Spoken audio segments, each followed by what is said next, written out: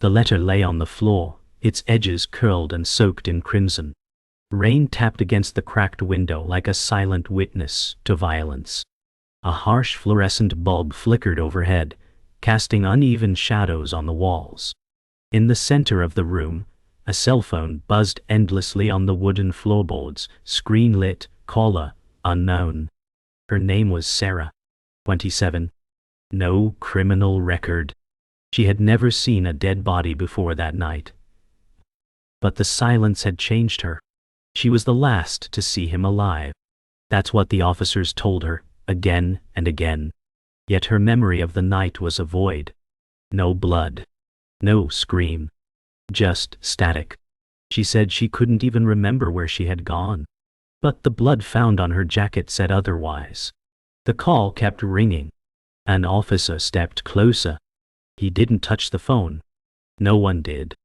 The screen blinked with one name. Jake Dawan. He'd been missing for 48 hours. Somewhere deep in her mind, Sarah knew something terrible had happened. But it was already too late. Sarah sat motionless in the interrogation room, her arms wrapped tightly around her torso as if holding herself together. The fluorescent lights above hummed without mercy.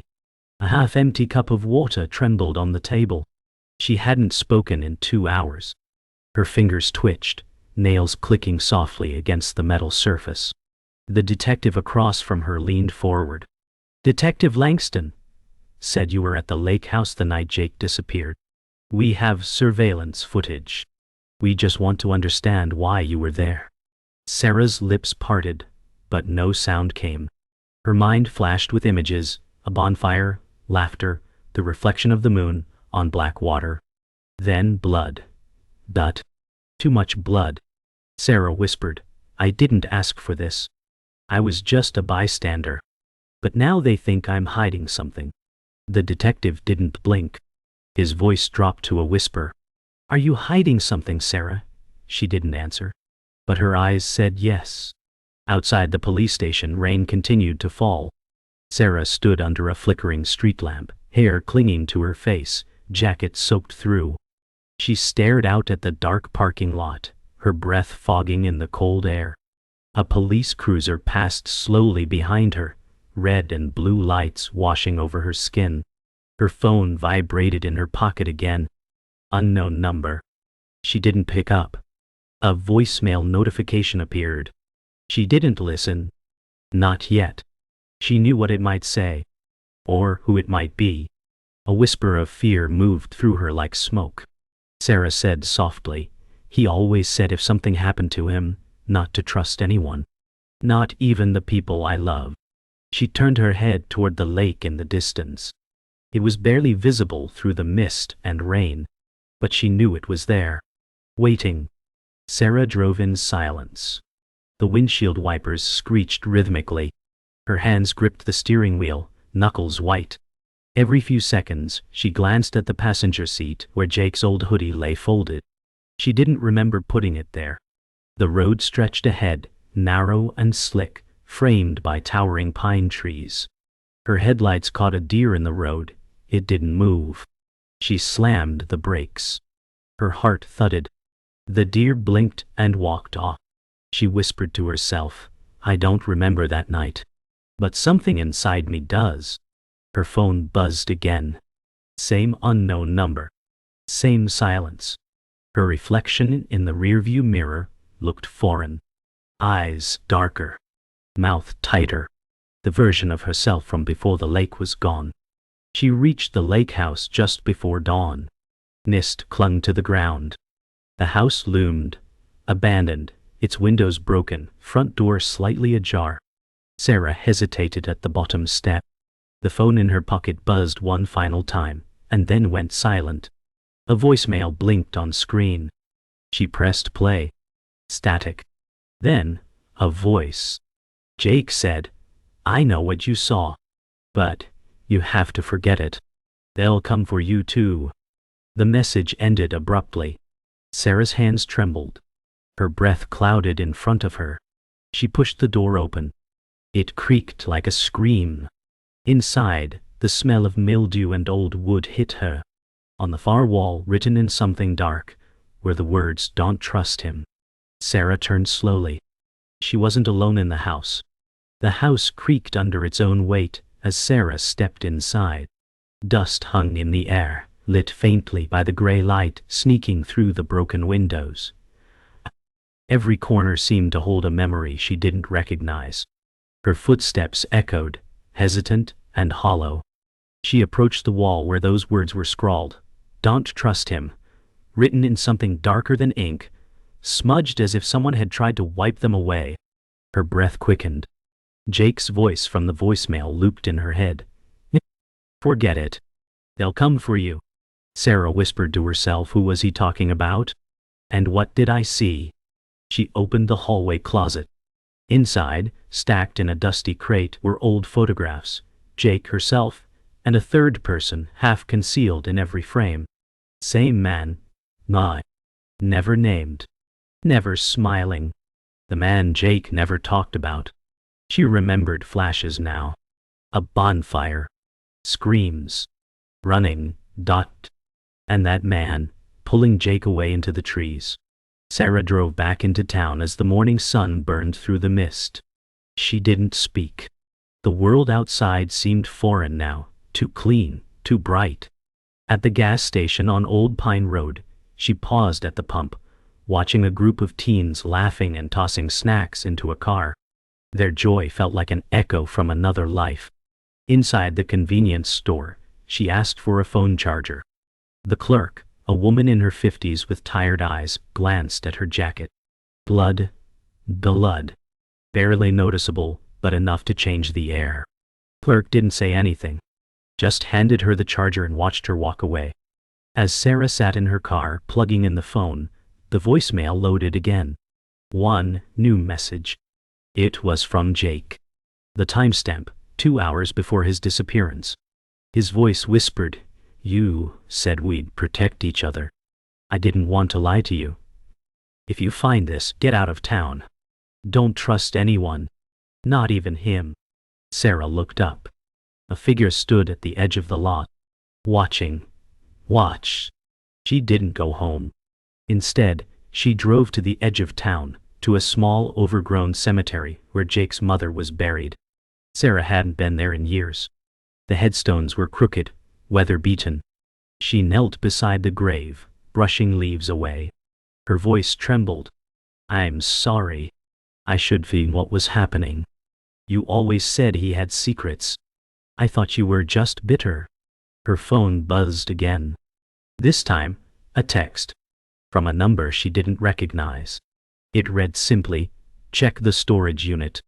41B. Sarah stood. The wind had picked up. A storm was coming. As she walked back toward her car, she saw someone across the graveyard. Same coat. Same silhouette. She froze. Then they turned and disappeared behind the mausoleum. She didn't chase them. She knew they wanted her to. Storage unit 41B was hidden in a row of rusting metal doors on the edge of a trucking depot. Sarah's breath caught as she turned the key. The door rolled upward with a shriek. Inside, dim light from a single overhead bulb illuminated rows of dusty boxes, a rolled carpet, and an old radio still plugged in. She stepped inside. The air was stale. She opened one box. Photos again. But this time, newspaper clippings. Articles about disappearances over the last 5 years. All in the same region. Most never solved. Jake's handwriting covered the margins, dates, names, cross-references. This was his secret. He'd been investigating something. Or someone. A sheet of paper fell to the ground. On it, Jake had written one name over and over, Michael. Her brother's name. Sarah sat on the floor of the unit, heart pounding. The paper in her hand felt heavy, like it carried more weight than just ink. Her brother. Michael. The man she thought she knew. A memory surfaced, Jake arguing with Michael in the woods behind the lake house. Something about trust. Something about covering things up. Sarah didn't want to believe it.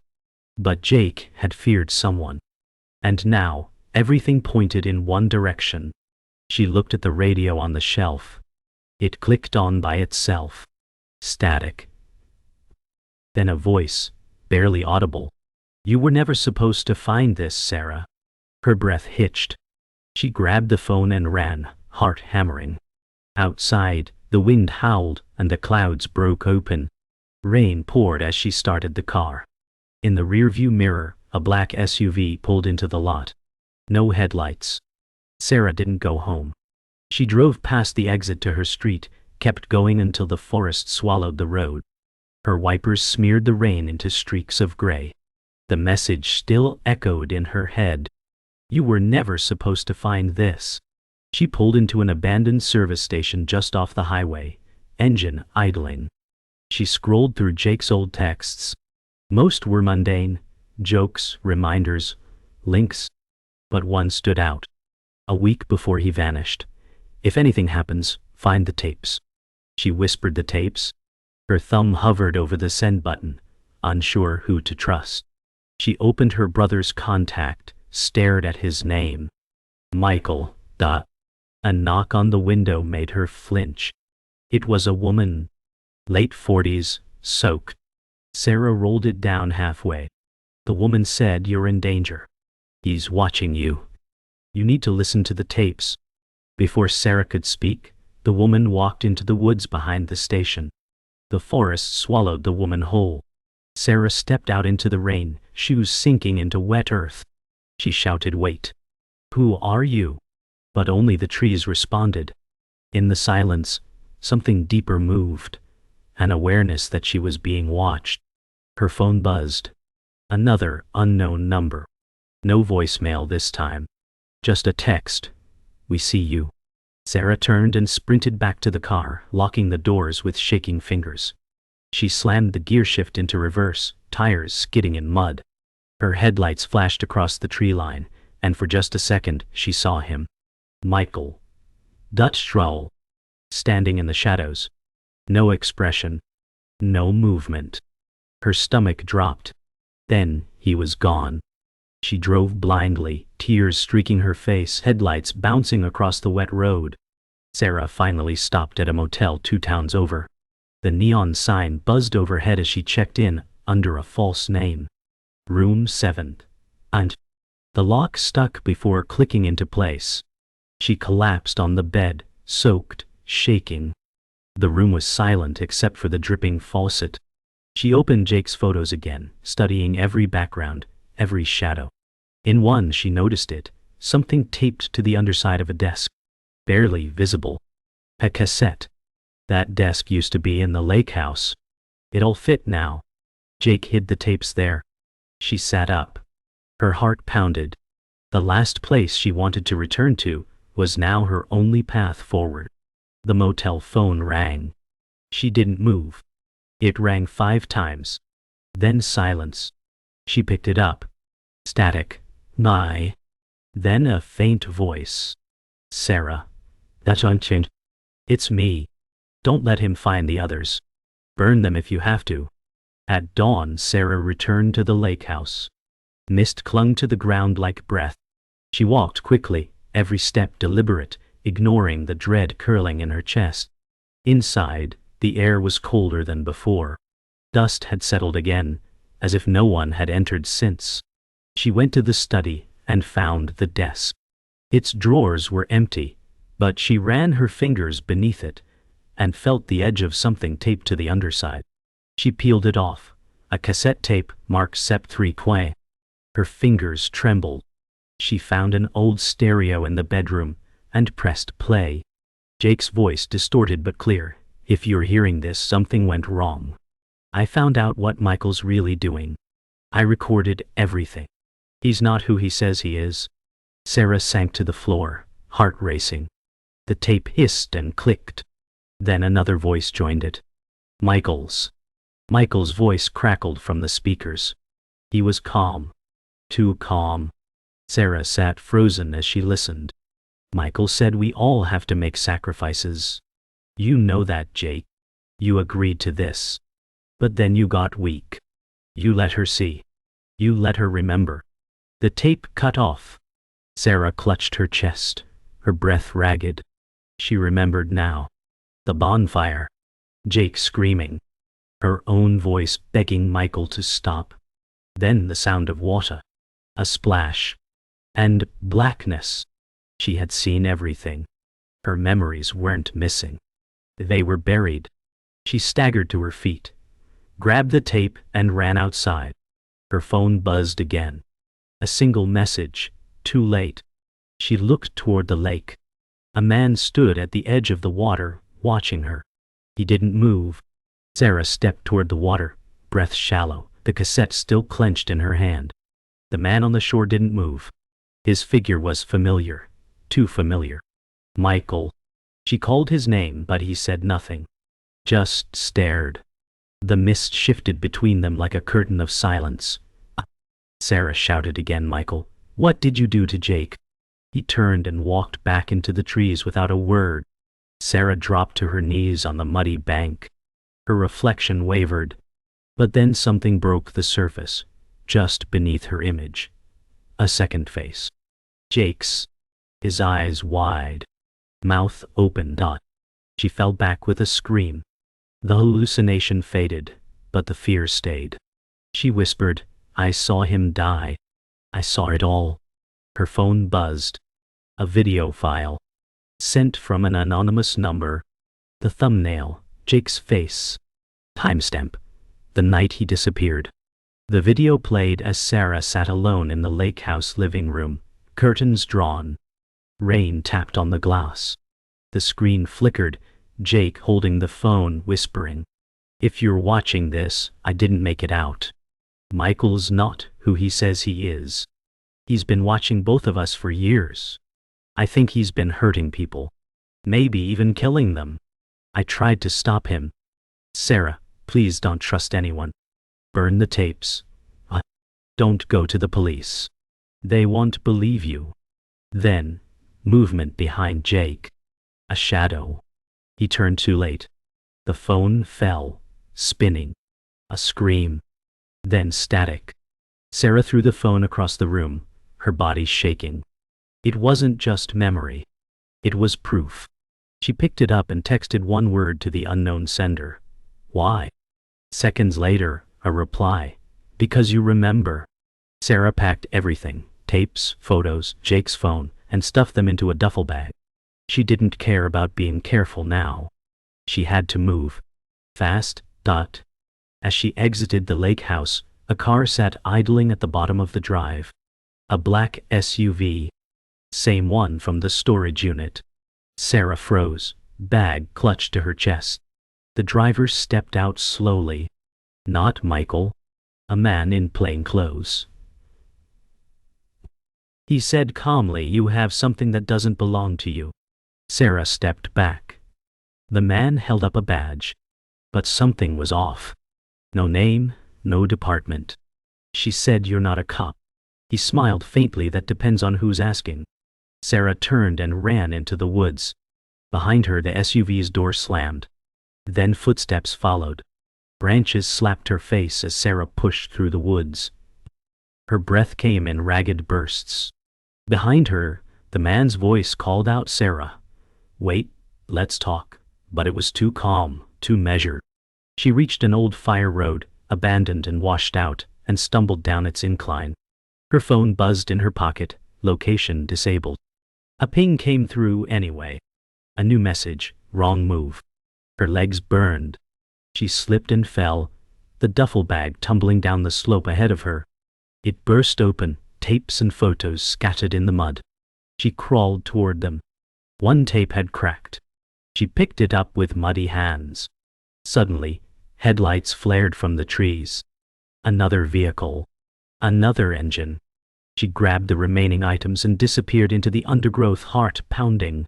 She didn't stop running until she reached an abandoned ranger station deep in the woods. No. The building sagged with age, windows boarded, but the door gave way with a shove. Inside, she collapsed onto the floor, her soaked clothes dripping onto dusty boards. She laid out the tapes and stared at them. This wasn't just about Jake. It was about all of them. The missing people. The hidden past. Her brother. She whispered he was grooming me to forget. To lie for him.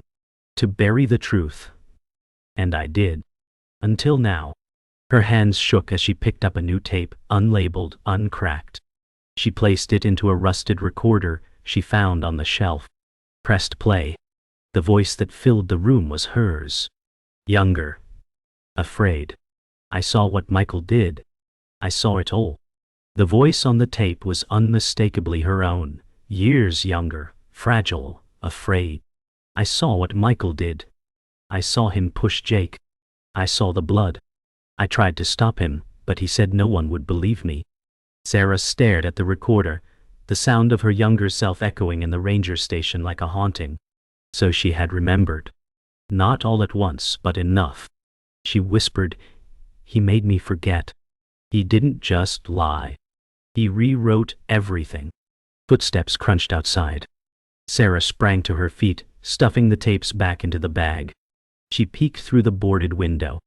A flashlight swept across the woods. They'd found her. She pulled a fire axe from the corner of the room, her hands shaking. The door creaked. Someone tried the handle. She said loudly, "I'm not running anymore. Come in, and I swear you'll leave different." The door flew open. A figure stepped inside, flashlight aimed directly at her face. Sarah swung instinctively. The axe struck the doorframe as the man ducked, dropping his light. They wrestled in the dark, grunting, slipping, crashing into old furniture. Sarah shouted, "Who sent you?" He didn't answer. She pinned him to the ground, reaching for his face. His mask came off. Not Michael. Younger. Cold eyes. Unfamiliar. He growled, "You weren't supposed to remember." Sarah's breath hitched. He was one of them. The others Jake had mentioned. Whatever this was, it was bigger than just her brother. She staggered back, grabbed the tapes, and ran out the rear door. Branches slapped her skin. She didn't know where she was going, only that she had to survive. She had to get the truth out. She stumbled through the trees until she hit the road. An old pickup truck rumbled in the distance. Sarah ran into its path, waving wildly. The driver, an older man with a weathered face, slammed the brakes. She jumped in without asking. "Drive," she begged. "Just drive." The man hesitated, then peeled out. In the passenger seat, Sarah clutched the bag, cradling it like a lifeline. They drove in silence until she said, "I need to get to the sheriff's office. I have evidence. Real evidence." The man nodded slowly. "I know who your brother is. People talk. But be careful. There are a lot of folks around here who owe him things." Sarah turned toward the window. The road wound ahead, but she couldn't stop shaking. The sheriff's station sat in the center of town, lights glowing faintly under the storm clouds. Sarah jumped out before the truck even stopped. She burst through the doors, bag slung over her shoulder. The deputy at the front desk looked up, startled. She shouted, "I have tapes. I have proof. Jake didn't vanish. He was murdered. I saw it. I remember." The sheriff came out of his office slowly. He was tall, calm. Too calm. Michael's friend. She knew it before he even spoke. He said, "Let's talk in private, Sarah." His eyes never left the bag. Sarah backed toward the door. "No, you're part of this." His smile faded. Two other officers appeared behind her. She turned and ran. Out the door. Into the rain.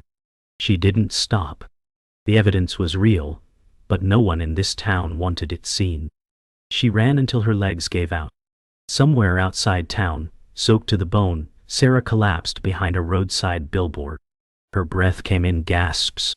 She opened the bag and laid the tapes out like cards.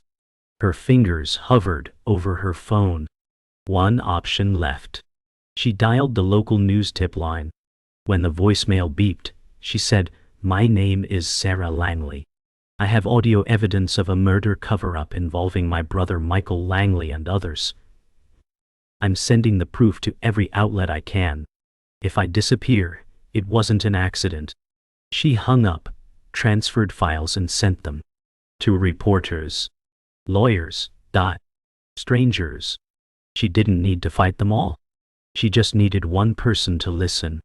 In the distance, sirens. Sarah walked through the storm, exhausted but determined. Her phone buzzed. An unknown number again. She answered without thinking. Michael's voice. Calm. More. Cold. Sarah. It didn't have to be this way. You could have left it buried. She didn't speak. He continued, you always said you wanted to protect the truth. But the truth protects no one. Sarah said, you killed him. I saw you. I remember. Silence. Then he said, Jake was going to ruin everything. You don't know what we've built. She hung up and kept walking. Every word he said felt like rot spreading through her veins. He was still trying to make her doubt herself. But she couldn't let him win. Up ahead, the cliffs rose above the lake, silent, jagged, waiting. She knew that's where this had to end. She reached the cliffs by nightfall. The rain had slowed to a drizzle, but the wind howled. Below, the lake churned with angry waves. Sarah stood near the edge, staring down into the dark water. This was where it happened. The bonfire. The screaming. The moment Michael crossed the line and dragged her with him. She could almost see it again. The flicker of flames, Jake's silhouette, Michael's hands pushing him. Sarah whispered, I let you control me. Not anymore. Behind her, a branch snapped. She didn't flinch. She said, I knew you'd follow. Michael stepped into view. Oh, Dushkol. He looked the same. Clean. Calm, Tony. But his eyes held something broken. He said, I just wanted to protect you. We're all we have. Sarah stepped back toward the cliff's edge. Not anymore. Michael moved slowly, hands raised like he was approaching a wounded animal. Sarah held her ground. You killed him, she said. And you tried to make me forget it. He replied, Jake wanted to expose everything. He didn't understand what we were trying to protect. He would have burned it all down. Sarah shouted, he trusted you. He trusted both of us. Michael took a step closer. It was you I was protecting. Don't you see? I wiped your memory because I couldn't bear to watch you break. She shook her head. You didn't protect me. You turned me into a weapon. A lie. Bye. Her hand tightened on the phone. The voice recorder app blinked red. She was recording all of it. She just needed to survive a little longer. Michael lunged. Sarah spun, but he grabbed her arm. Phone flew from her hand, skidding across the cliff's wet stone. They struggled in silence, wind howling around them. He said, don't do this. I can still fix it. We can disappear. No one has to know. She elbowed him hard and broke free.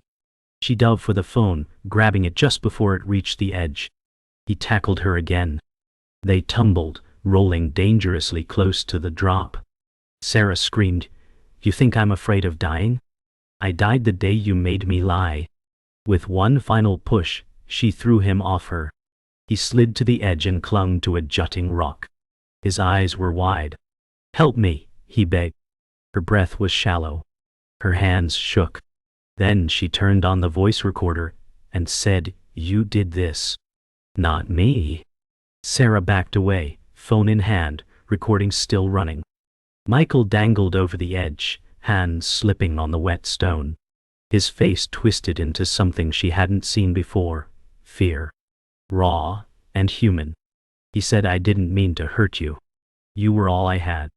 She looked at him, looked at the recorder, and said, You lost me the moment you killed Jake. He slipped. Just a few inches. But enough. He fell. The silence afterward was absolute. No scream. No splash. Just the storm fading into dawn. Sarah stood there shaking. Then, slowly, she walked away from the edge. Down the path. Into the trees. Sirens were coming. But this time she would meet them. This time she had the truth. The sun was rising when Sarah emerged from the forest, clothes torn, skin bruised, the phone still clutched in her hand. She followed the distant sound of sirens until the patrol cars came into view, parked along the gravel road. Officers stepped out cautiously, hands on weapons. She raised both arms, voice shaking. "I have evidence. It's all here. My brother is dead. He killed Jake. He tried to kill me." She dropped the phone at their feet. The recorder was still running. One of the officers picked it up and listened. Others moved in, surrounding her, unsure of what to do. A younger officer approached gently. "Ma'am, you're safe now. Just breathe." Sarah collapsed to her knees, sobbing. The weight of it all finally crashing down. But inside, a quiet voice said, "You made it." In the hospital, everything was too white, too clean. Sarah lay in a bed by the window, IV in her arm, her bag of tapes now tagged and sealed on the side table. A nurse came in, young and kind-eyed, adjusting her monitors. "You're lucky," she said softly. "Whatever you went through, you survived it." Sarah nodded faintly. Her voice barely rose above a whisper. "I didn't just survive it. I remembered it." A police detective stepped into the room holding a folder. He said, "We've listened to the recordings. The department's opening a case. You did the right thing." Sarah turned toward the window, sunlight washing her pale face. The right thing. Then why did it feel so heavy? The news spread fast. Missing persons. Suspicious deaths. A possible cover-up.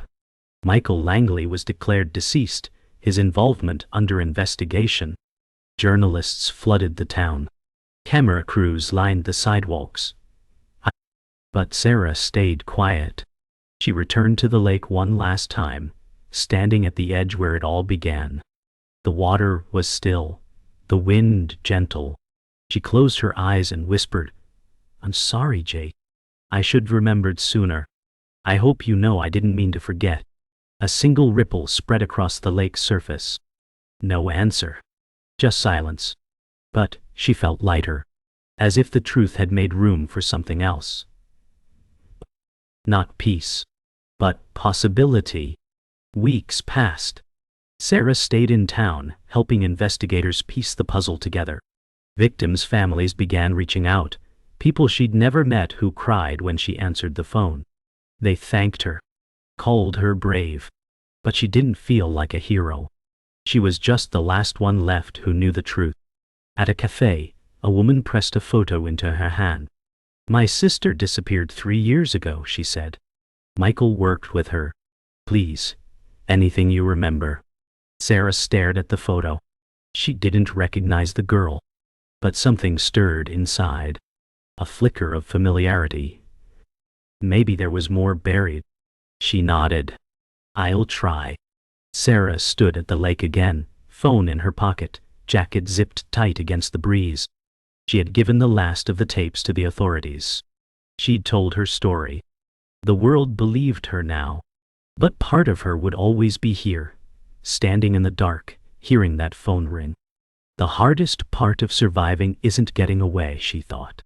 It's waking up every day knowing what happened and choosing to keep going. Her phone buzzed. A number she didn't know. She didn't answer. Not this time. She turned away from the water and walked toward the rising sun. The lake was behind her now, but its truth would always be with her.